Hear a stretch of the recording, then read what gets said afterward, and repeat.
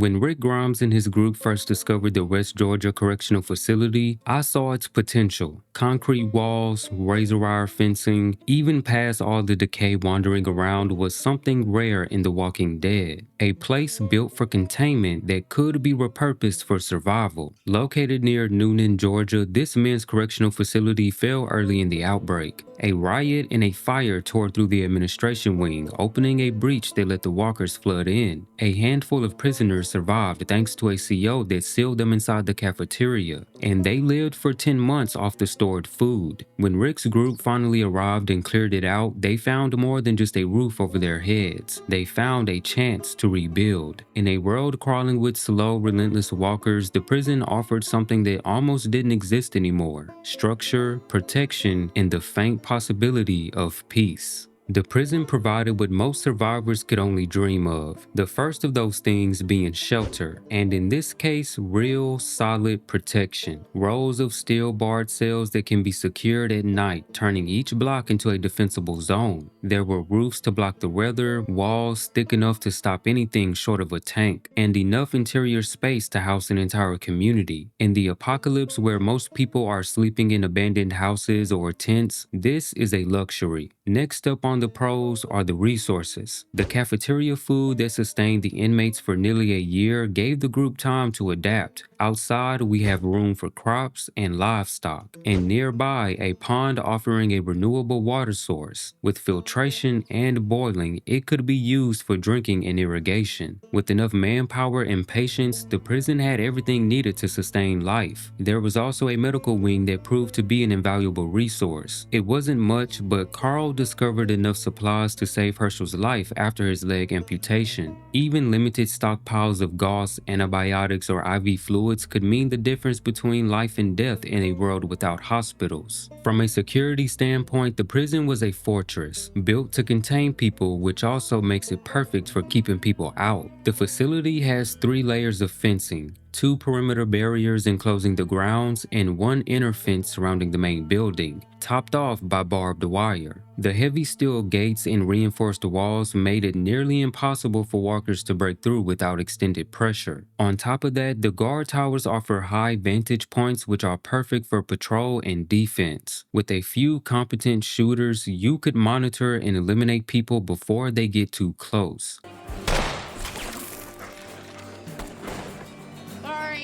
Not to mention its countryside isolation also reduces walker density compared to urban areas like Atlanta. At least for a bit, it made the prison one of the quietest, most manageable zones in the area. Even with all its advantages, the prison wasn't without problems. Every fortress has a few cracks, and in this case, some were built right into the foundation. The fire in the administration wing left that section exposed, with compromised walls and missing fencing. This breach became a recurring concern throughout the group's stay. While it absolutely could be fortified and watched, the gap introduced a permanent vulnerability, a way for walkers or any capable survivors to slip in. As we see with Sasha's group, any large compound demands constant maintenance, and the prison was no exception. I'm sure some of you saw this coming, but the size of the prison is kind of an issue as well. While it is powerful for space, it also makes it difficult to manage. Clearing the compound requires coordination and manpower. Routine fence inspections, watch shifts, and repair work consumes valuable time and energy.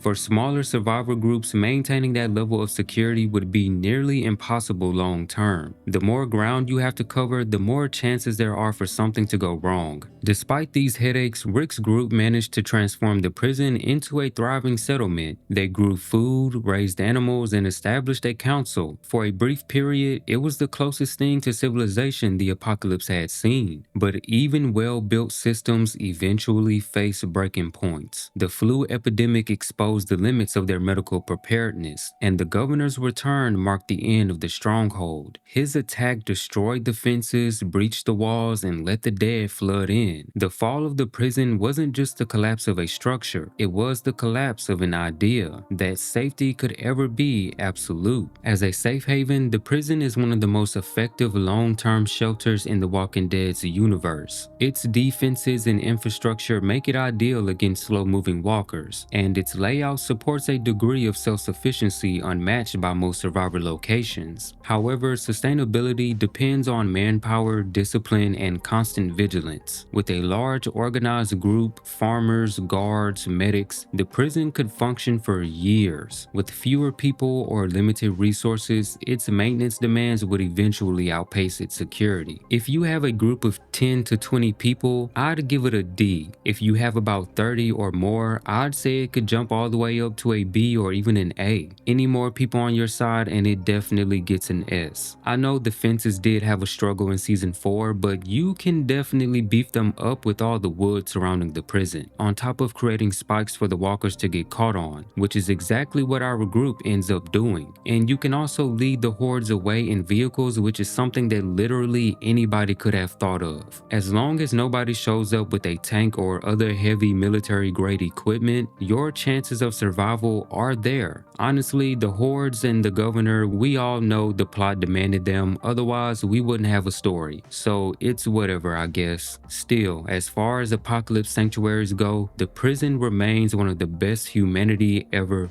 built. A reminder that even in the end of the world, structure and order can still hold, at least for a while. The walls that once held prisoners became the last walls to hold hope, and even after the walls fell, the idea behind them of safety, community, and order remains one of The Walking Dead's most enduring legacies. But I want to thank you guys for watching. If you think there's anything I missed, put it in the comments. While you're there, let me know if there are any other locations in zombie media you think I should do. Until next time, keep watching the dark, because it's definitely watching you. We were here first, locked in the broom closet,